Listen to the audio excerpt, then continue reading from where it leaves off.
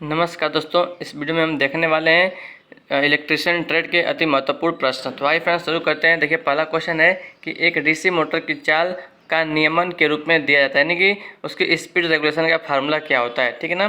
तो फ्रेंड्स देखिए, यहाँ पे ऑप्शन जो सी वाला सही है ना, no load speed minus full load speed upon full load speed. तो ये जो है स्पीड रेगुलेशन का चाल नियमन का सूत्र होता है। ठीक है फ्रेंड्स, इसको आप याद रखिएगा। दोस्तों, आप चैनल में पहली बार आए हैं तो चैनल को सब्सक्राइब करिएगा, वीडियो पसंद आए तो वीडियो को लाइक जरूर करिएगा। ठीक है दोस्तों, आइए अगला प्रश्न देखते हैं फ्रेंड्स। अगला प्रश्न है कि 750 आरपीएम की फुल लोड चाल, देखिए यहाँ पे फुल लोड स्पीड दिया है 750 आरपीएम और 10% चाल नियमन यानी कि स्पीड रेगुलेशन 10% दिया है। तो वाली डीसी मोटर की नो लोड चाल क्या होगी। तो दोस्तों आप इसी फार्मूला का यूज करके जो है, जो ऑप्शन जो है सी में जो फार्मूला लिखा है दोस्तों, ठीक है ना, तो उस फार्मूला का यूज करके जो है आप इसको मतलब निकाल सकते हैं। तो आपका आएगा जो 825 आरपीएम आएगा। ठीक है दोस्तों, अगला प्रश्न है क्वेश्चन नंबर 3।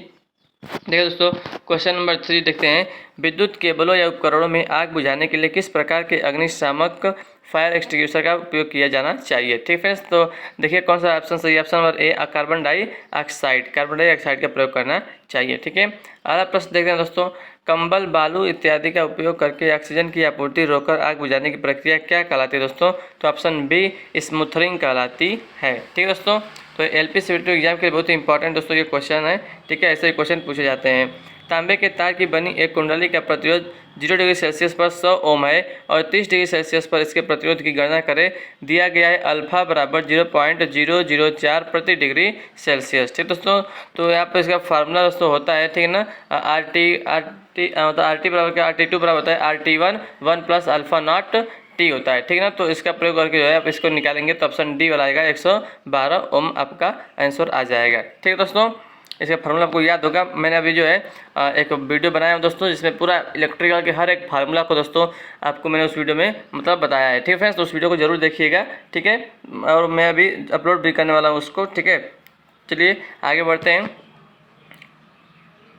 1.5 किलोवाट क्षमता के एक हीटर के विद्युत उपभोग की गणना करें जिसे 1 माह तक प्रतिदिन आधा घंटा उपयोग किया गया है। ठीक है दोस्तों, तो इसको आप निकाल लेंगे। देखिए 1.5 किलोवाट क्षमता है, ठीक ना, तो फार्मूला क्या होता है, वाट गुणे घंटा गुणे दिन बटा 1000। तो वाट देखिए दिया है, वाट 1.5 किलोवाट दिया है। ठीक है, तो पहले इसको 1.5 किलोवाट को हम वाट में बदलेंगे तो 1500 हो जाएगा। तो 1500 गुणे वाट गुणे दिन, कितना दिन का है, 1 माह, 1 माह यानी कि 30 दिन लिखेंगे। ठीक ना, तो 1500 गुणे 30, ठीक है, वाट गुणे घंटा, अब घंटा लीजिए, घंटा देखिए प्रतिदिन जो है आधा घंटा, तो 1 बटा 2 लिखेंगे। ठीक है ना, बटा उस 1000 से आपका देंगे दोस्तों भाग। ठीक है ना, तो उसको हम जब सॉल्व करेंगे तो ऑप्शन बी वाला आएगा 22.5 यूनिट आएगा। ठीक है, अगला प्रश्न देखते हैं।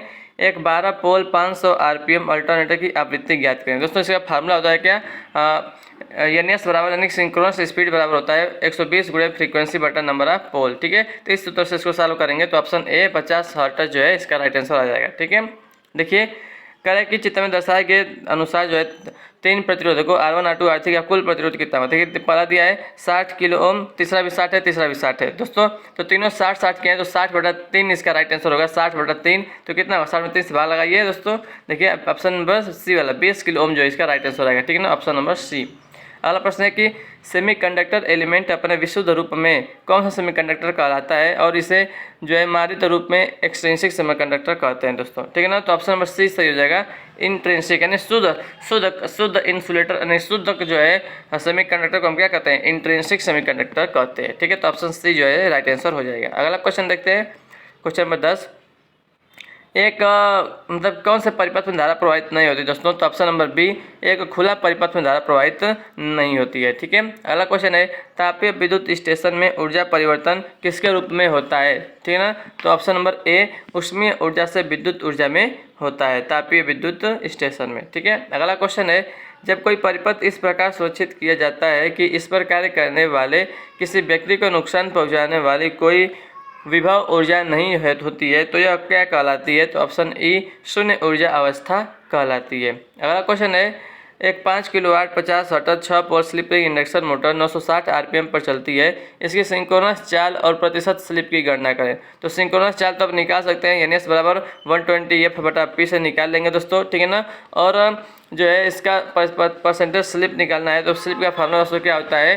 ठीक है, एन एस 1 - यस होता है ना, एन एस 1 - यस होता है। ठीक है, तो इसको जो है आप इसको निकाल सकते हैं। ठीक है ना, तो आइए अगला प्रश्न, इसका राइट आंसर होगा ऑप्शन नंबर ई 1000 RPM। देखिए 1000 RPM केवल कहीं में दिया है, तो इसका केवल आप जो है RPM निकाल लेंगे, तो स्पीड निकाल लेंगे, तो जो है ऑप्शन फंस जाएगा। ठीक है, अगला प्रश्न देखते हैं, निम्नलिखित में से किस सामग्री में ऋणात्मक तापमान गुणांक होता है? पीतल, पारा, इलेक्ट्रोलाइट, चांदी या फिर तांबा? तो ऑप्शन नंबर सी करेक्ट है। इलेक्ट्रोलाइट में क्या होता है? ऋणात्मक तापमान गुणांक होता है, निगेटिव टेम्परेचर कोफिशिएंट होता है। ठीक है, अगला प्रश्न है, एक फ्यूज तार की धारावाही क्षमता किस पर निर्भर करती है? फ्यूज तार की धारावाही धारावाही क्षमता किस पर निर्भर करती है? ऑप्शन ई इन सभी पर, अनुप्रस्थ क्षेत्रफल पर, आयाम पर, सामग्री पर, टर्मिनल की आकृति पर। ठीक है ना, इन सभी पर निर्भर करती है। अगला प्रश्न है कि निम्न में से किस सामग्री की सबसे कम प्रतिरोधकता अपेक्षित होती है? सबसे कम प्रतिरोधकता दोस्तों, तो ऑप्शन नंबर ए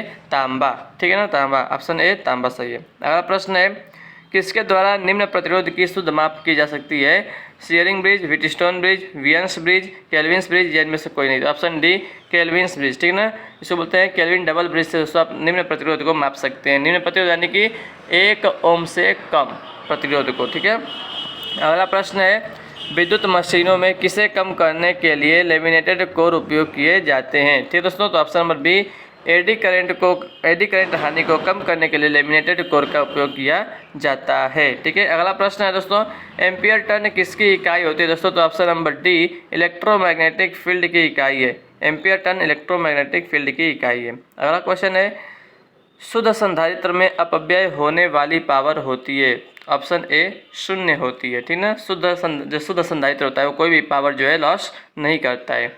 अगला क्वेश्चन है, जनरेटर में डमी कॉइल किस लिए प्रदान किए जाते हैं? डमी कॉइल का प्रयोग क्यों करते हैं दोस्तों? तो ऑप्शन नंबर ई करेक्ट है, रोटर को यांत्रिक रूप से संतुलित करने के लिए। रोटर को यांत्रिक रूप से संतुलित करने के लिए हम डमी कॉइल का प्रयोग करते हैं। अगला क्वेश्चन है कि बिजली के झटके से बचने के लिए सुरक्षा के अंतिम उपाय की व्यवस्था सर्किट के बिजली आपूर्ति पक्ष के बजाय स्वयं उपकरण पर की जा सकती है। इस सुरक्षा को क्या कहा जाता है? Option A ground fault detection कहते हैं। ठीक है, अगला क्वेश्चन है कि डीसी मोटर का प्रारंभिक प्रतिरोध आमतौर पर कितना होता है? तो ऑप्शन नंबर डी कम होता है। ठीक है ना, कम होता है, इसलिए जो स्टार्टिंग में बहुत हाई करंट बहता है जिसको हम रोकने के लिए जो है स्टार्टर का प्रयोग करते हैं। ठीक है, अगला क्वेश्चन है, डीसी मोटर की गति को नियंत्रित करने के लिए निम्न में से कौन सा सेमीकंडक्टर डिवाइस प्रयोग किया जा सकता है? दोस्तों, ऑप्शन बी थायरिस्टर। ठीक है ना, थायरिस्टर। अगला क्वेश्चन है, हॉपकिंसन का परीक्षण किस पर किया जाता है? हॉपकिंसन का परीक्षण जो है किस पर किया जाता है? ऑप्शन ए फुल लोड पर, पूर्ण भार पर किया जाता है। अगला क्वेश्चन है कि इंडक्शन मोटर की तुल्यकालिक गति और वास्तविक गति के बीच के अंतर को क्या कहते हैं? दोस्तों, तो ऑप्शन बी स्लिप कहते हैं। ठीक है, अगला क्वेश्चन है कि एक इंडक्शन मोटर की जॉगिंग क्या है? जॉगिंग क्या है दोस्तों? तो ऑप्शन नंबर डी प्रक्रिया हेतु थोड़ी सी गति प्राप्त करने के लिए मोटर को एक बार या बार बार सक्रिय करना। अगला क्वेश्चन है कि ट्रांसफार्मर का ओपन सर्किट परीक्षण क्या देता है? दोस्तों, ऑप्शन सी कोर हानि देता है, कोर लॉस। ठीक है, अगला क्वेश्चन, फ्लोरेसेंट लैंप के सर्किट में चोक किसके रूप में कार्य करती है? ऑप्शन डी करंट सीमक उपकरण के रूप में कार्य करती है। अगला क्वेश्चन है, ड्राई सिलिका जेल का रंग क्या है? दोस्तों, लाल, भूरा, नीला, पीला, हरा। तो ऑप्शन सी नीला होता है। ठीक है ना, और पूछेगा कि मतलब नमी युक्त सिलिका जेल का रंग क्या होता है? तो गुलाबी होता है। ठीक है, आगे देखते हैं। अगला क्वेश्चन कह रहा है कि ये जो चित्र है ये किसका चित्र है? ठीक है ना, दिए गए चित्र क्या दर्शाता है? वैरेक्टर, ट्रायक, साकी डायोड, गन डायोड या फिर एलईडी? तो दोस्तों ऑप्शन नंबर ए वैरेक्टर, ये वैरेक्टर का जो है सिंबल है। ठीक है ना, वैरेक्टर डायोड का सिंबल है। ठीक है ना, अगला क्वेश्चन है कि एक एसीआर में संचालन किसके द्वारा नियंत्रित किया जाता है? तो ऑप्शन ए गेट के द्वारा नियंत्रित किया जाता है। अगला प्रश्न देखते हैं दोस्तों, एक ट्रांजिस्टर में अल्फा बीटा से किस प्रकार संबंधित होता है? दोस्तों, तो ऑप्शन 1 दिया है अल्फा बराबर beta upon 1 minus beta. Option 2 दिया है अल्फा बराबर बीटा प्लस 1 अपन बीटा। सी दिया है अल्फा बराबर बीटा अपन 1 प्लस बीटा। और डी दिया है अल्फा बराबर बीटा माइनस 1 अपन बीटा। ठीक है, तो अल्फा बराबर क्या होता है? बीटा अपन 1 प्लस बीटा होता है ना। ऑप्शन नंबर देख लेते हैं, इसका सी सही है। ठीक है, ऑप्शन सी अल्फा बराबर बीटा अपन 1 प्लस बीटा। अगला क्वेश्चन देखते हैं, question number 34, 220 volt 50 hertz AC waveform का फॉर्म फैक्टर क्या है? दोस्तों, तो ऑप्शन नंबर सी 1.11। इसको याद रखना है। ठीक है ना, इसको याद करना पड़ता है 1.11। एक साइन वेव का धनात्मक अधिकतम कब होता है? दोस्तों, ऑप्शन नंबर बी 90 डिग्री पर होता है। ठीक है, 90 अंश पे। अगला क्वेश्चन है, पावर फैक्टर करेक्शन में प्रयुक्त कैपेसिटर की क्षमता को किस रूप में व्यक्त किया जाता है? तो ऑप्शन नंबर डी kVAR में।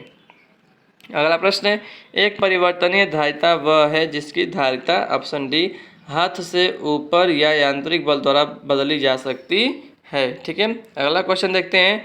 क्वेश्चन नंबर 38, 30 वोल्ट आपूर्ति के साथ सीरीज में जुड़े 1 किलो 2 किलो ओम और 3 किलो ओम प्रतिरोधकों में सर्वत्र वोल्टेज ड्रॉप कितना है दोस्तों? Option number C 3 volt, 6 volt और 21 वोल्ट। ठीक है दोस्तों, तो ये तीनों जो है सीरीज में जुड़े हुए हैं दोस्तों। ठीक है, तो इनके क्रॉस जो है आपको वोल्टेज ड्रॉप केवल निकालना है। ठीक है दोस्तों, तो आसानी से इसको आप निकाल सकते हैं। ठीक है, अगला प्रश्न दोस्तों, अर्थ प्रतिरोध मापने के लिए निम्न में से किस सिद्धांत का प्रयोग किया जाता है दोस्तों? ऑप्शन नंबर सी विभव में गिरावट का सिद्धांत प्रयोग किया जाता है। अगला क्वेश्चन है, 230 वोल्ट पर कार्यरत 100 वाट के लैंप के प्रतिरोध की गणना करें। तो दोस्तों फार्मूला होता है R बराबर V²/P। ठीक है ना, तो इसको 230 × 230/100 करेंगे तो इसका राइट आंसर आएगा ऑप्शन नंबर सी 0.43 एम्पियर। ठीक है, अगला क्वेश्चन है, हाथ में प्रवाहित होने वाला करंट क्या कहलाता है? ऑप्शन बी स्पर्श विभव, टच, इसको बोलते हैं टच पोटेंशियल। ठीक है, अगला क्वेश्चन है, विद्युत उपकरणों के साथ काम करते समय निम्नलिखित में से कौन सा सीढ़ी सबसे सुरक्षित है?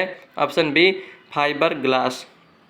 अगला क्वेश्चन है, चालकत्व किसके व्युत्क्रमानुपाती होता है? चालकत्व किसके व्युत्क्रमानुपाती होता है दोस्तों? तो ऑप्शन नंबर सी प्रतिरोध के व्युत्क्रमानुपाती होता है। अगला क्वेश्चन है, एक स्टेयर केस पॉइंट के साथ संचालित होता है। ऑप्शन बी 2 2-वे स्विच के साथ संचालित होता है। यानी कि स्टेयर केस पॉइंट यानी कि एक सीढ़ी वाली वायरिंग। ठीक है ना, उसमें 2 जो है 2-वे स्विच का प्रयोग किया जाता है।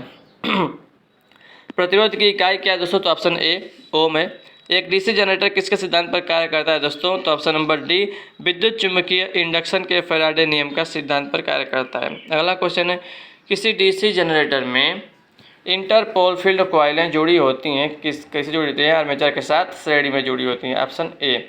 अगला क्वेश्चन है, इंसुलेशन प्रतिरोध जो है मापा जाता है किसमें? Option number B mega ohm में मापा जाता है। अगला क्वेश्चन, पिच कारक के परिणामी ईएमएफ का अनुपात होता है। Option A short pitch coil से फुल पिच कॉइल। ठीक है ना, पिच जो फैक्टर होता है वो शॉर्ट पिच कॉइल से फुल पिच कॉइल के परिणामी ईएमएफ का अनुपात होता है। अगला प्रश्न दोस्तों, कि एक यूनिवर्सल मोटर किस पर संचालित किया जा सकता है? तो ये दोस्तों ये एसी और डीसी दोनों पर संचालित किया जा सकता है यूनिवर्सल मोटर। ठीक है दोस्तों, तो दोस्तों इस वीडियो में बस इतना ही। 50 क्वेश्चन आपके लिए था। ठीक है ना, और भी आने वाले वीडियो में नेक्स्ट 50 क्वेश्चन दोस्तों आने वाले वीडियो में आपको मिल जाएगा। ठीक है दोस्तों, तो वीडियो पसंद आया तो वीडियो को लाइक करिएगा, चैनल पर नए हैं तो चैनल को सब्सक्राइब जरूर करिएगा दोस्तों। ठीक है ना, thank you so much for watching this video. जय हिंद, जय भारत, वंदे मातरम।